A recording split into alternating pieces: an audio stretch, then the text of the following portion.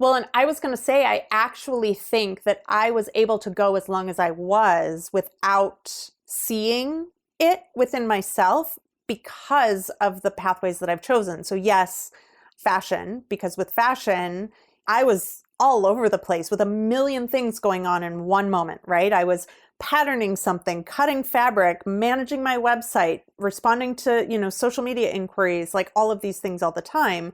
Well, then I moved into business, entrepreneurship, entrepreneur coaching, things like that. And so much of what you just said, while entrepreneurship isn't necessarily like a physical, tangible product, the way that it works in my brain is very much like doing a puzzle. I'm able to see in my head all of the puzzle pieces that go into having a cohesive business, and my brain does work through the elements very quickly.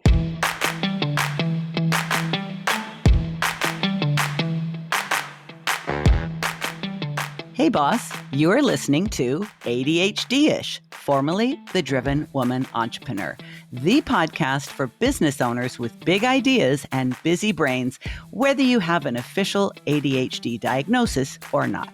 If you've ever wondered why so many folks with ADHD-ish tendencies become entrepreneurs, today's interview will be like a bunch of bright and shiny light bulbs going off all at once. My guest is fellow entrepreneur coach and new ADHD-ish bestie, Bri Seeley, who didn't even recognize her ADHD traits until her fourth decade. What took so long? Simply this. Those very same tendencies were the thing that fueled her success.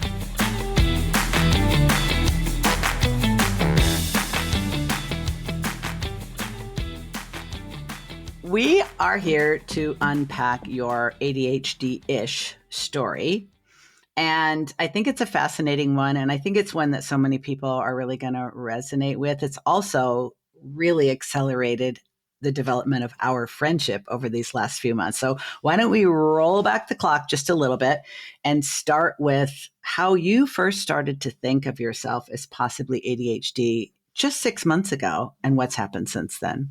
Yeah. So I guess backing up. So 3 years ago, literally tomorrow, I met my now fiance, and he and I knew when we met, like, that this was different. So within 4 months, we bought a house together. We bought this lovely house, 3-bedroom, 2-bathroom house, right? Well, part of it is an Airbnb. So one of the bedrooms and one of the bathrooms is not in our house. It's attached to our house. So we move in together and immediately start sharing an office.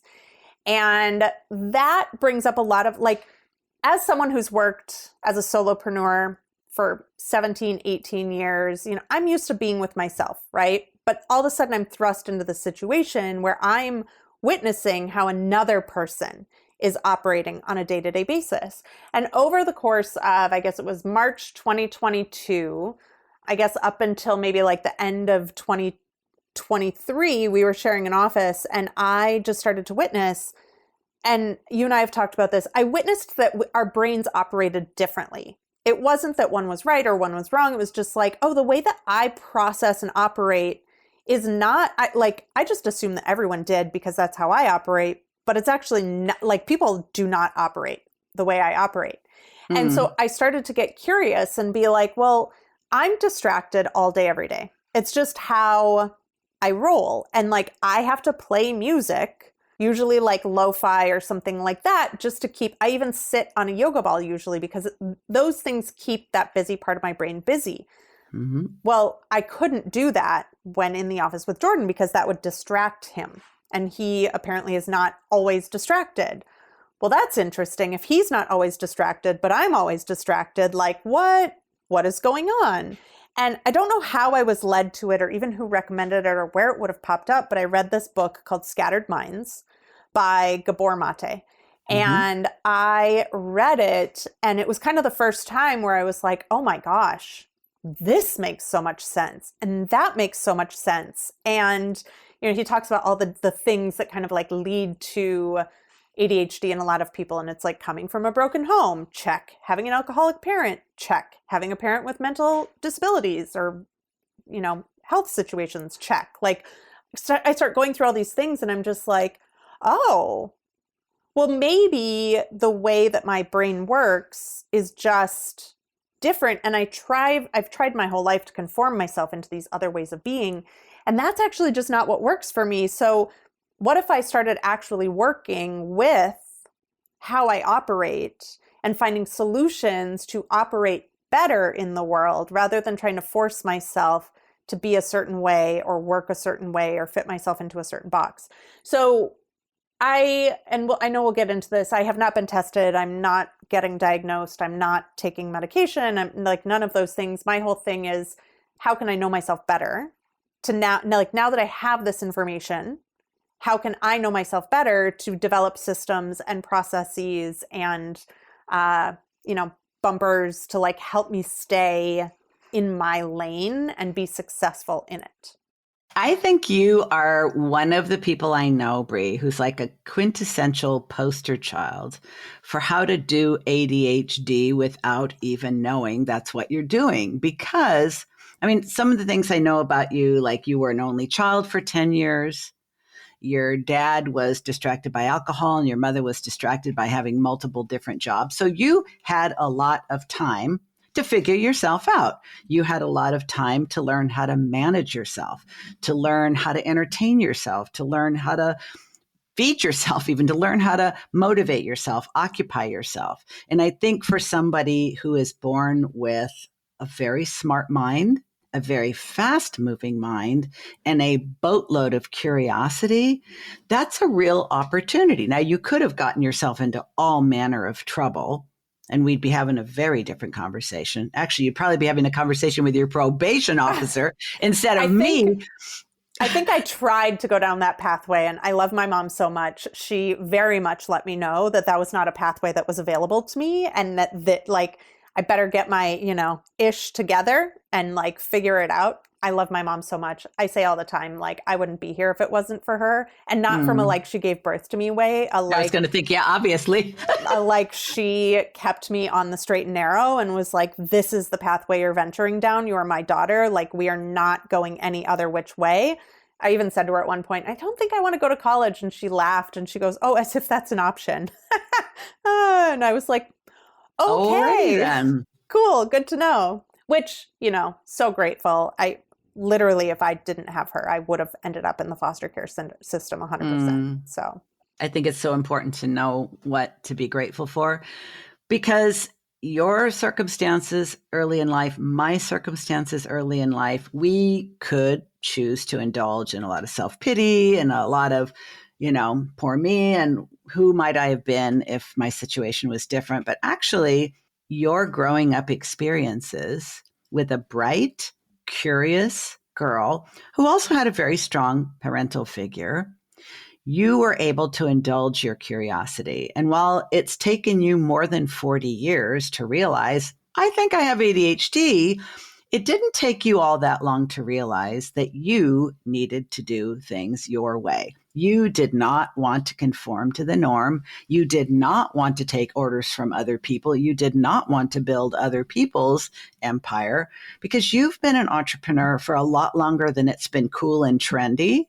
So you knew things about yourself because you spent time with yourself and because you had a parent that accepted you exactly as you are. It's one of the things I've learned, Bri, that makes a huge amount of difference in how we think about ourselves with these traits. Because let's face it, we are living in a world that is made by and for neurotypicals. All of our systems, public education, organizations of all kinds, corporations, they are built by and for neurotypicals. There's a right way to do things, and you're damn well going to do it the right way or you're out of here. So people who do things differently usually don't feel very welcome and are oftentimes showed the door. You showed yourself the door, and you got into a field early on where there's a lot of people with ADHD-ish tendencies, and that is fashion. Yeah. And I will say too, like even backing up, I actually left high school a year early because I knew that like I didn't want to be there. So much of what you said is like exactly spot on. And I was very lucky in that because I was so smart, I could pick up concepts and things very easily. I was always the first person in high school and college to turn in all of my tests. In fact, I got 2 boyfriends off of being that person, one in college and one in high school because they wanted to copy from you? No, one of them we would study together, but they were just fascinated by like how I could do that and how every test in chemistry, I hated chemistry. I would be the first person to turn in every single test and I would get an A on every single test. And I hated the subject.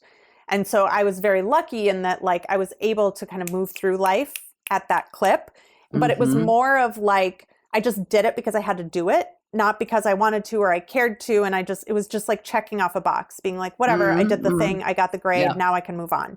And is what then, again, thankfully, my mom was super supportive. I was able to then leave high school a year early and go to college a year early and start studying fashion there. And even had some great art school teachers in high school that let me turn a lot of my art assignments into fashion related things. So yeah, it was a great place for me to start my entrepreneurial journey as well, in that I could be in my creativity and all of that good, juicy stuff. I'm curious to know like why you think that that's such a good career path for ADHD-ish. Well, I didn't exactly say it's a good career path. What I said was that's okay. There's a lot of people in it. There's a lot of, listen, what I've learned is that there are certain career paths, there are certain fields that have a lot of people with ADHD traits, whether they are diagnosed or not. Right. For example, fashion and beauty.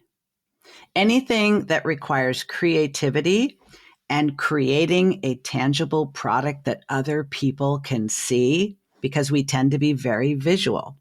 You also see a ton of people with ADHD in other forms of creative art, musicians, writers, investigative journalists and reporters, because of the curiosity and because it's deadline driven and because it's fast paced and we can follow our curiosity. So tons of people don't even know they have ADHD or would qualify for a diagnosis, but they follow their interests, they follow their curiosity, they follow the things that light their brain up like a Christmas tree and deliver all the juicy dopamine that we live for. They don't think there's anything diagnosable about them. They're just doing what they love. And I think that's one of the reasons why I have changed the focus of this podcast and why I was so eager to have you as one of the first guests after that change, because I think the most important thing, if you have these traits, is not whether you embrace a specific label, but whether you are able to embrace what you love most. Doing what you love most, finding a way to make a living and create a life around the things you love most. Because you tell me, when you're doing the stuff that lights you up, you're not as symptomatic, are you? Well, and I was going to say, I actually think that I was able to go as long as I was without seeing it within myself because of the pathways that I've chosen. So yes, fashion, because with fashion, I was all over the place with a million things going on in one moment, right? I was patterning something, cutting fabric, managing my website, responding to, social media inquiries, like all of these things all the time. Well, then I moved into business, entrepreneurship, entrepreneur coaching, things like that. And so much of what you just said, while entrepreneurship isn't necessarily like a physical, tangible product, the way that it works in my brain is very much like doing a puzzle. I'm able to see in my head all of the puzzle pieces that go into having a cohesive business. And my brain does work through the elements very quickly. And everything you just said, I'm like, oh yeah, that's why I love being an entrepreneur coach and helping people with their businesses, because all of that is true. And so I think that because I let myself be in specifically these 2 areas, and I know we've talked about on my podcast, me being a vocational rehabilitation counselor, I was on the billable hour. And so I was able to also kind of steer my own ship there, that I've chosen pathways that have supported more of this brain functioning without even necessarily specifically building it that way. And now that I know Now I'm like, oh, what other elements can I put in place to make sure that I'm not just distracted all the time and serving all these dopamine hits all the time, so that I'm staying in like my most effective mode of operation, without trying to change myself, but trying to work with myself instead.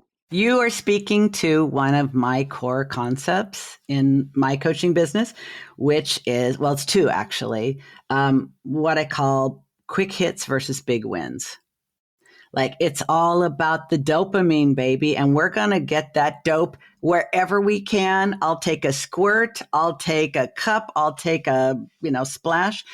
But truly, if we are dividing our effort, our energy, our focus, our attention across so many different things, we're not going to create as much value. We're not going to make the contributions. And we're not going to have the things that we can point to with pride that will make us money, as if we hold out a little bit for the big wins. Like, I literally have wasted so many brilliant ideas. I do worry about that within myself, because I know we'll talk about, like, I have a for-profit, I have a nonprofit, I'm getting ready to start a third business and potentially partnering up with someone on a fourth business, right? And like, so there is part of me that does wonder about that, coupled with a very high ambition, coupled with entrepreneurship of being like, well, I want to be a 7-figure entrepreneur. Where are all my revenue streams coming in so that that can be my reality, right? Like, and it's hard. It is hard to know where, it's hard to say no. Here, I think this is one of the most important things, is that you and I have more brilliant ideas just without trying than most people can even imagine. That's not a flex. I'm not a narcissist. This is not an arrogant statement. It's just ADHD type brains are constantly firing off good ideas. When we're taking a shower, like we don't even try. It's just, it's about noticing things that other people don't notice, being curious about, I wonder what would happen if I do this, being willing to take risks, and not being overly concerned with whether they're going to fail or succeed, but like, I wonder what'll happen if I do this. I wonder what'll happen if I try this or launch this or create this. It's very, very satisfying to indulge those impulses. However, they don't all have equal viability. They don't all have the same potential to bring us the rewards that make it worth our while to do them, as opposed to other things. So I think one of the things that I work on a lot with my clients is getting better at picking the winners, because most of us really can't have a horse in every race and get as far. Hey boss, it's Diann with a quick interruption. Is Bri's story resonating with you because you too are a creative entrepreneur who loves launching new programs, but secretly longs for a streamlined, sought-after business that doesn't take up all of your time and suck all the joy out of your life? Hey, helping multi-talented neurodivergent business owners right-size their business and merge their passion and purpose with profit is my jam. There's a link in the show notes to book a free consult to see if we're a fit. Now, let's get right back to my conversation with Bri Seeley. So you're bringing up a really good point, and this is something that I see with my clients, whether they know they have ADHD or not, or they just consider themselves kind of ADHD-ish. Many of them will start telling me, I have this business and I have this business and I have this business. And I get it. One of the reasons why I became a business coach, and I believe you did too, is because I don't have the time to launch 50 different businesses. But over a course of a year, I can help 50 different entrepreneurs with their businesses.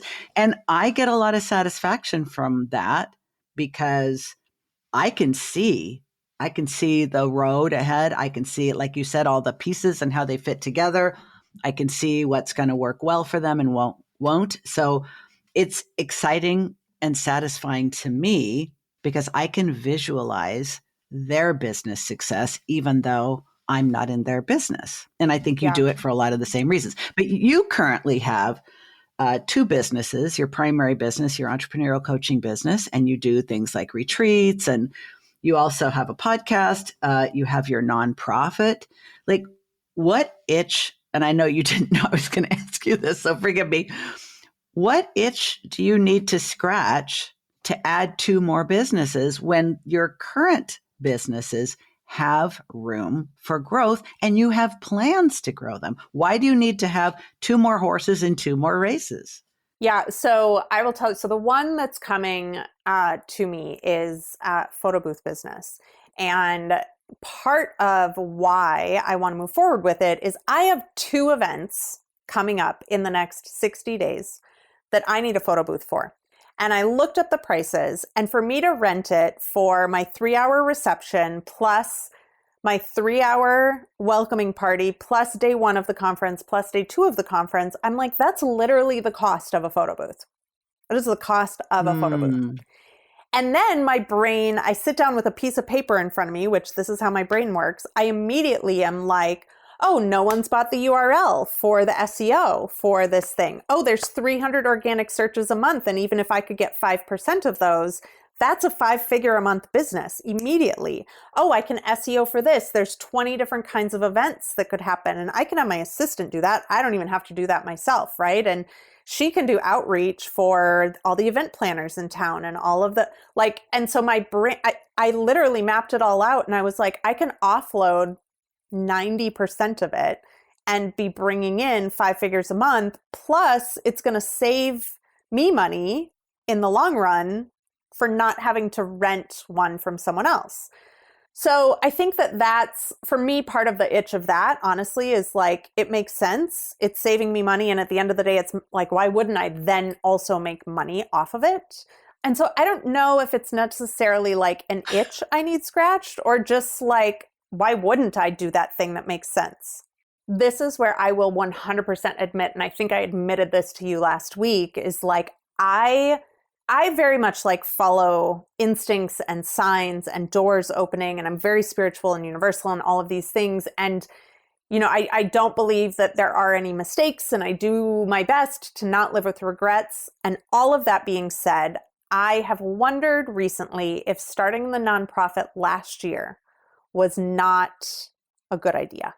And I have... Let's talk about that, Bri, because this is the second time you've brought it up in conversation with me. And I think it's not just important for you. I think this is a universal phenomenon with most of the people I work with when they say, how do I know if it's my intuition or if it was an impulse? How do I know if I'm really tapping into my inner knowing, my spiritual wisdom? And how do I know when it's just maybe I gave in to time pressure or a quick hit? It's such a good question because it is. It's our trust in ourselves is everything. Yeah. And the way that I work, like shutting my fashion business down came to me through meditation. Writing my book came to me through meditation. The women's conference, which is what then was the impetus that spurred the nonprofit, came to me in meditation. Me giving a TED Talk came to me in meditation. And so the way that the universe and I kind of work together is I don't generally like try to act on these things just like of my own volition, because I know that if I'm trying to push a boulder up a hill, it's exhausting. So I'm like, when things come to me, I always question like, okay, yes or no, am I going to move forward with this or not? And then is now the time. Now, when the vision for the conference came to me, it was a yes, this is for me, and no, it's not time. That vision came to me in August of 2020. And I didn't start moving forward on it until probably August, September of 2022, right? But I still think that I moved on it potentially too soon, just because I have used this word in the last 2 years more than I've ever used this word in 40 years. And that word is capacity. And me too. While my entrepreneur coaching business is established, I've also been shown over the last 18 months some up-leveling that needs to happen with it, some rebranding that needs to happen with it, that I just wonder if that business wasn't a little more solidified. And I will say I've had this business for 10 years and I have done well all 10 years of having this business, that I just wonder if capacity wise, like to be quite honest, finance wise, because you're a new nonprofit, it is hard to get funded. Like there are just a lot of things that go into it that, and I don't know if I would have known 2 years ago the answers to these things. And so, I think it was one of those things where I like had to try it out to know whether or not it was time. And I have just made some decisions. I'm at a very different point in my life than I've made decisions like this in the past. When I was single, I didn't care. I could do it. I can do whatever. Now I'm like, oh shit, my decisions affect another person's life and our livelihood together. So what does that mean? How do I need to reevaluate my decision-making process now having Jordan in my life? And so I've been very clear. Our conference is November 8th in Tulsa. I'm very proud of it, of what we've built. It is the only women's wealth conference in the Midwest. I love the branding. I love the people that are speaking this year. And I have asked the universe for a very clear, no questions, no hesitations. I don't care what the answer is, but I need either a very clear, yes, you're doing 2025, or no, you are not doing 2025. And I am completely unattached to what the answer is. But I'm like, I just need to know, because I do not want to announce 2025 in the room and then sell tickets and regret it later and feel like I'm beholden to doing this event. Like I just need a clear answer, a clear intuitive hit, a clear sign, a clear something to know. And I will do whatever that answer is, but I just need to know, because as it's going right now, I don't think I can do this for another year. Bri, you have said so many things in what you just said that I want to unpack some of it so that the lessons are evident to you and everyone listening. Let's do it. One of the things that I think is most impressive about you, and why I often refer to you as a natural born entrepreneur, and I mentioned it earlier, is that you trust yourself, you trust your instincts, you trust your intuition, you trust your curiosity. You're willing to take action without having all the steps figured out. You're willing to fail, and you don't make it mean anything about you when it happens. You learn from mistakes, and you're like, okay, maybe that wasn't what I thought it was. But like you just said, if I didn't do it, how would I know?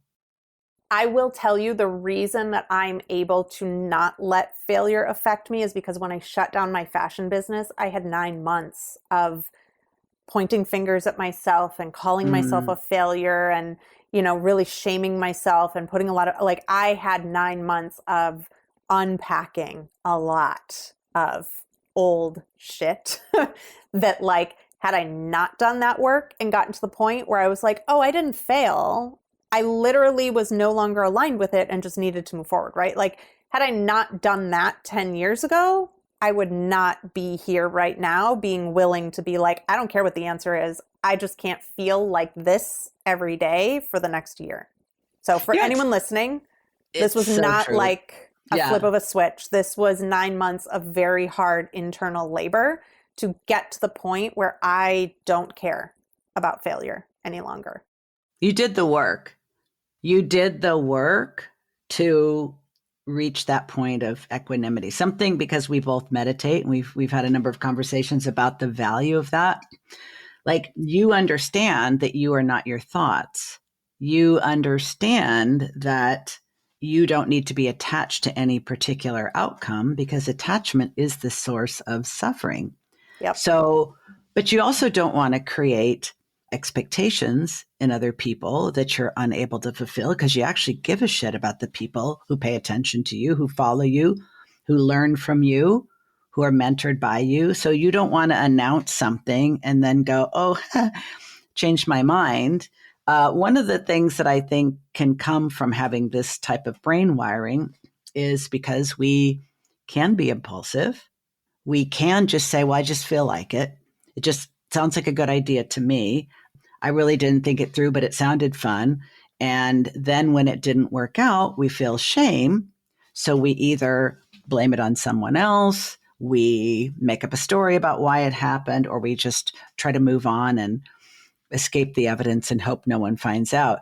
You often talk about like the things that you have learned from your failures. And you also we have talked a lot about unlearning and unpacking. In fact, one of our best conversations was about the difference between giving up, letting go, and being complete with something. Like I was complete with my former career. You were complete with your former business.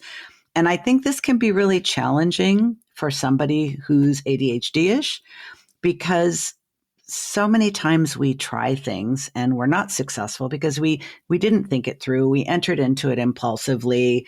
We made a bad decision under time pressure. And then we feel like, oh, I have to make this work. And it just shows, how all over the place I am, how inconsistent I am, how unprepared I am. So I have to make it work, which means we stay in things that aren't Longer. working, don't work, we're never going to work, when what we really need to do is say, okay, well, now that I know, now what? And the non-attachment for me, such a game changer, because I used to feel like if I just jumped into something and started doing it, even if it was the worst decision I ever made, I had to stick with it and make it work because admitting that I started it impulsively was too shameful. Yeah. And I think too, for a lot of it for me, because when I decided to shut down my fashion business, a lot of people outside of me had a lot of feelings about it as well. That's And for sure. I definitely had to like create a lot of like separation and boundaries to be like, okay, what's mine and what's theirs? Because most people would be uncomfortable with the decisions I've made in my life in general, not to mention then failing, quote unquote, at those decisions, right? Like it makes a lot of people very uncomfortable to think about those things. And so I've also had to do the disentanglement work of, okay, that's yours. And I understand that you have feelings about that. And I can honor those feelings, but I'm not willing to carry or embrace those feelings because they're not mine. And so I had a lot of people have a lot of feelings and a lot of opinions about me walking away from my fashion label. And I just had to be like, I respect that you have those feelings. And, I know what it feels like in my body to be complete with something and like need to walk away from it because I know that if I stay in it much longer, it's going to be, oh, well, it already was. I had actually far surpassed the point. I was having daily panic attacks. I was depressed. I like lots of signs of lack of alignment. And so I know that I'm like, it's my life at the end of the day. And I get that you may have feelings about this, but I can't feel like I've been feeling every day any longer. And that means that something therefore needs to change. Do you think you're better now at releasing things before you get to the daily panic attacks? Because sadly, for so many of us, we have to get that level of what I call biofeedback before we say, obviously, this is too painful to continue. Do Yeah. you think you're able to recognize the signs quicker, or you're able to work through Yes. the feelings? Like, what do you think? I think so. I mean, so last year when the first iteration of the conference was the hardest thing I've ever done in my life. Like this time last year, my body stopped processing food. I lost 15 pounds in 3 weeks, which by the way, that's like more than a tenth of my body weight. Like You're very slender. That would have been scary. yeah, I was probably the skinniest I've been maybe ever last Oh. year at the conference. And like but I also felt like I didn't have a choice, right? I had 175 people who were relying on me, plus also my bank account, right? And my finances with my partner now too, right? Like so many things were wrapped up in it that I knew I was having those feelings and I was doing what I could to combat them. I was going to the chiropractor constantly. I was, getting Reiki and massages and like doing what I needed to do on a physical level to help support myself. But I had to shut down for like 6 weeks afterwards. I do not recall the 6 weeks after the conference. I've had to apologize to people that were at the conference last year that I spoke to that I have no recollection of because I think I blacked out for a good majority of it. Like, so, yes and no. What I then relearned from that experience, right, was doing it this year has got to be different. And so that's where I'm brought on a partner and I have a board and I have Like I'm less afraid to make asks and have conversations and things like that, where I'm like, what needs to happen feasibly for this to actually go off? And we're ahead of the curve this year. We also gave ourselves a little more time. It's in November this year, not September, which is a hard month to plan events for because people are just getting back into the groove of school and blah, blah, blah. So, I mean, I definitely learned last year, I think was an extreme that maybe could have been avoided, but also would I be here having this conversation with you if I had avoided it? I don't know. It's funny that you mentioned that exactly because we almost connected. In Did we 2020. figure? Yeah, it was like 4 years ago. And the funny thing Mm-hmm. is, I don't remember how I knew of you, but I knew that I knew of you. And I thought, oh, I should connect with her. And then you popped up in my DMs and I'm like, oh, how cool is that? And I listened to and I don't even know why. I just responded back politely, but it just didn't go anywhere. And we've talked about this more than once that we tend to be the kind of person that comes on really strong. And when we meet someone else and we have a lot of synergy and we're like instant best friends, but then we've both shared that it's kind of like, we never get the second date because it's like you're so extra that people are like, wow, I need a nap after talking with you. and because we both have that trait, it's like, okay, well, we're not going to be that way with each other. We're going to keep talking. Like you've said, I'm not going to get diagnosed. I'm not going to take medication. I'm figuring out a few things. Obviously, you're figuring out how to live with another person who's neurotypical and needs to do things differently. Has it changed your self-concept at all? Has it changed your expectations of yourself, what you think of your potential? Like, what has actually changed, if anything? I think that I'm a little more self-accepting. And you and I talked about this on Big Goal Energy, is that idea of like radical self-acceptance. And so I think, and I shared with you, I have this story from kindergarten where when I write still to this day, 35 years later, right, I turn my paper a little bit on the table and like, that's how I write.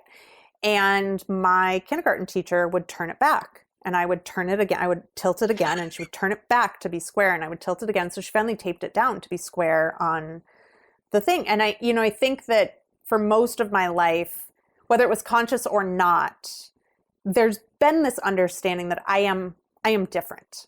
I am different than a lot of the people around me. And I've always felt like a black sheep. Like there's a lot of things that go into that. But I think what's happened this year is that I am a lot more self-accepting. I'm a lot less likely to shame myself or blame myself or make myself wrong over how my brain works. And the other thing I think that has changed is I'm able to also like put my finger on it now and being like, oh, I'm doing that thing again, where I'm distracted. And is that what I want? No, I don't want to be distracted. Okay, so what do I need in this moment to help support myself in what I want to do? And so yesterday I was getting this slide deck and this talk ready for this keynote that I'm giving in 2 weeks. And it just was not happening at my desk. I was sitting on my yoga ball, laptop, keyboard, blah, blah, blah, blah, blah. That is not my best way of working. And so I was sitting there being distracted over and over again. And I was like, stop. What do I need? And I was like, you need your pen and your piece of paper, and you need to sit on your meditation cushion and literally write it all out. Also, that visual thing, I need to see shit. So I need to write out the entire talk. I need to have the outline. I need to have all the things. And then I can go make the slides. And so that's what I did yesterday. I stopped my pattern interrupted. Pattern interrupt. Put myself in a different physical space within my shed, got my pencil out and like sat on my meditation cushion and wrote the whole thing. And it is probably one of the most brilliant talks I think I've ever written. And then because I need a change of scenery, this is just how I work. I picked my laptop up. I moved into the dining room and I sat at the dining room and I built my slide deck while baking a peach cheesecake for Jordan and myself and his parents last night as we watched the Chiefs opening game. This is what radical self-acceptance sounds like, looks like, feels like. When you stop asking yourself, what's wrong with me and why can't I just, and you instead say, what do I need right now? That right there can change so much of what's so painful about living with the knowledge that you're different. The fact that we're different, it doesn't mean anything. It doesn't mean wrong. It doesn't mean bad. It doesn't mean inadequate, deficient, less than, disordered, diagnosable. It's just different. So asking yourself the question, okay, this isn't working. What do I need right now? And then whatever comes up, give it a try. Change your location, change from digital to analog or the other way around.